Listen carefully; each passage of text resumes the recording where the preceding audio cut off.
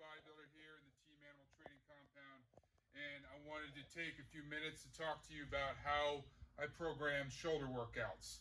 Basically, this has to do with my exercise selection, what kind of things I like to include and what the options are for each of those type of movements. So, obviously, with shoulders, one of the most important movements is going to be an overhead pressing movement.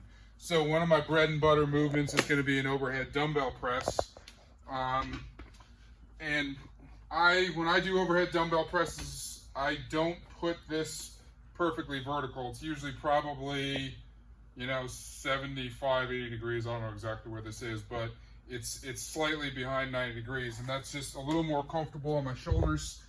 The other thing is that I don't push from a pronated position. So a standard overhead press would be like this, and with issues I've had with shoulder impingement, I go from a neutral position, I twist. So I start here, and I kind of do like a modified press where I turn them out on the way down. I do the same thing when I do chest presses for dumbbell chest presses.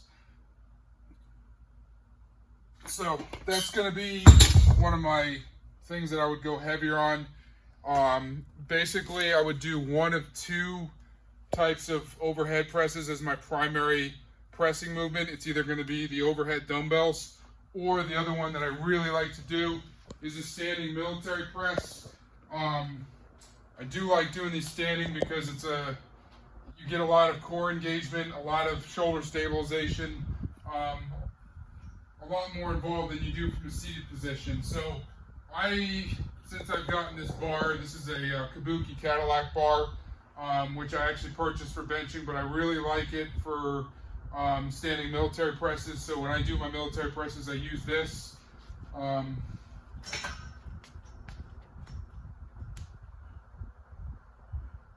come all the way down to pretty much my chest, right in front of my chin, and then when I push up, I kind of drive my chest and head forward so I'm directly overhead, stop and stabilize at the top.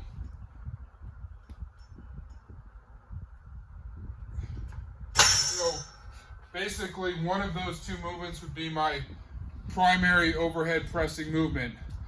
Depending on how I'm programming my workouts with that particular split, I may do two pressing movements in one day. So if that's the case, like I'm doing now, where on Sundays I more or less just train shoulders by themselves with a little bit of triceps and core, I would do one of those two, and I'd alternate each time which one I do. And then as a follow-up, I would do some machine pressing. Now, I don't have any hammer strength plate-loaded shoulder press or Cybex converging shoulder press, which those are both great machines. I like them. But what I do have is the ability to do Viking presses on my Legend Fitness Squat Pro. So this is kind of my supplementary machine pressing.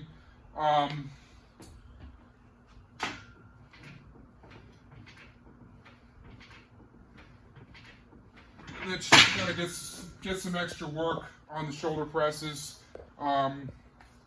Similar to machine press, of course, you're standing up. So again, right now I'd be doing two out of three of those for their overhead presses. So the next type of movement that I would be doing with shoulders would be a lateral raise movement. Lateral raise is important for bringing up the medial delts. My all-time favorite way of doing lateral raises is a seated lateral dumbbell raise. So I sit on the edge of the bench, okay? The dumbbells start underneath me, and I come up like this. When I come up, my hands are slightly in front. My elbow is directly out from the side of my shoulder. I'm not back here. I'm not way out here. So right about here. The other thing that's important is that when you do these, to try to keep your head nice and straight, because there's going to be a tendency to want to pull your head forward, and the reason for that is it enables you to recruit more traps. Your traps are the stronger muscle, so it's more efficient to lift the weight if you get them involved. But right now what we want to do is try to get those medial delts working, so we actually want to keep the traps out of this as much as we can. So what I'm going to try to do is, as I come up, I'm going to keep my head straight. You don't really need to come above shoulder level with the dumbbells. You don't need to go way up here. You're just coming up to shoulder level. Now, with lateral raises, I'm not a big fan of trying to go stupid heavy. I really prefer to go high rep, especially when working with dumbbells. When you try to go too heavy, the form's just going to get really sloppy, and it'll put a lot of stress on the elbows. So I'll go up to 35, 40-pound dumbbells, usually max. Sometimes if I'm feeling kind of spunky, I'll go up to 45s. But I like to do sets of 20 and even 30 reps on these and just really smoke them. Now, the other type of lateral raise that I'll do is a machine lateral raise. Now, I'm not the biggest fan of machines, but they do have their place with certain things.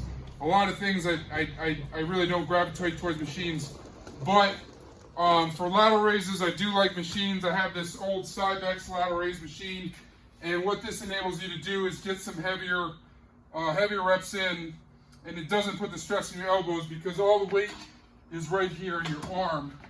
So that's another type of lateral raise movement that I'll incorporate into my shoulder movements. Again, sometimes when I'm doing shoulders as more standalone in a workout split, I may do both in the same workout. If my shoulders are scattered throughout the training period more and not on a singular day, then I might do one on one day and one on the other. So the third type of movement that I incorporate into shoulders is a rear delt movement. And there's a couple different types of rear delt movements. One that I've been doing a lot of lately is a strict face pull using the rope, where I come right back to my face and I try to pause right here when I bring it in. I'm not using momentum and I'm not using too much body English. I try to be really strict, get that squeeze, and hold. So those are face pulls.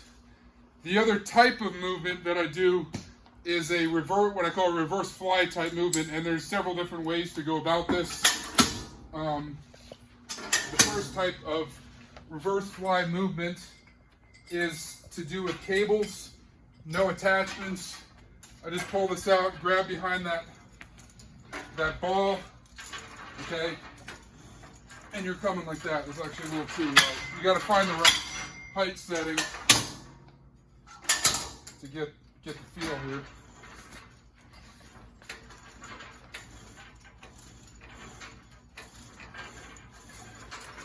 Another way that you can do reverse flies is if you have a pec deck, which I don't have a pec deck. Not a big fan of them. It's not something I really had the space in here to use. But another simple way that you can do reverse flies for rear delts is a reverse band fly. So just taking a tension band, and you can vary the tension with the thickness of the band. You can double it. You can change your grip width here to increase resistance. But these are great for rear delts. I also have this thing which looks silly, but I actually really like it.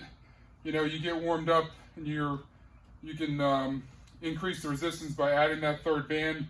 Actually starts to get pretty tough, but that's another great way to hit rear delts. So that's the third type of movement. The fourth type of movement that I'm always going to include with my shoulder day is an upright row. One of my favorite ways to do upright rows is actually with a kettlebell. And here I get a little bit of leg movement with this. This is something I'll work up to do really heavy. I'm not going to do that right now because I just annihilated back earlier. But basically, you can grab the kettlebell from here, and you're pulling it straight up, and I'm coming all the way down to the ground. So that's one way to go about doing an upright row. Another way, which I also really like, is to do table upright rows with the rope. And the nice thing about this is that you can change the angle at which you're pulling. So if you're getting any shoulder impingement issues and coming too much of a vertical line is bothering your shoulders, you can just back up a little bit and pull at a little bit of a friendlier angle. So these are great as well. Another variation of cable upright rows is to do them on a seated row, and these are going to be a lot harder. They're going to be very strict. So sit here. And these are another favorite way to do upright rows. The last way, and this is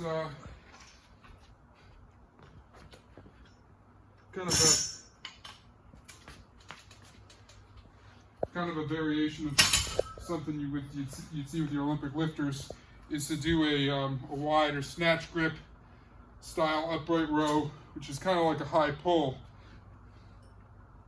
And these, when you go really far out in a snatch grip, are really going to light up your traps. And if you want, you can kind of do a starting position from a snatch from the knees where you're driving your hips forward and then coming up, or you can just do a strict upright row. Depends on what you're looking to achieve with that. So several different good ways to do upright rows. What the hell did I do with my piece of paper? Over here. Last, and kind of, I would call this optional, because at that point you've really incorporated most of the movements that are going to be required to get a good shoulder workout. But if you got anything left in the tank and you want to throw these in, you can do some front raises, alternate front raises with the dumbbells, which can be done with varying grips. You can come straight up with your knuckles, or you can do a hammer style. And the hammer style is going to incorporate more front delt, where when you turn your hands and keep your knuckles up, it's going to be a little bit more medial delt. So that's just a nice finisher if you want to throw those in. So hopefully that helps. That's basically my go-tos as far as putting together a shoulder workout. I hope you find it helpful. If you have any questions, place them in the comments below. As always, remember to like and subscribe, and see you guys next time. Have a good one.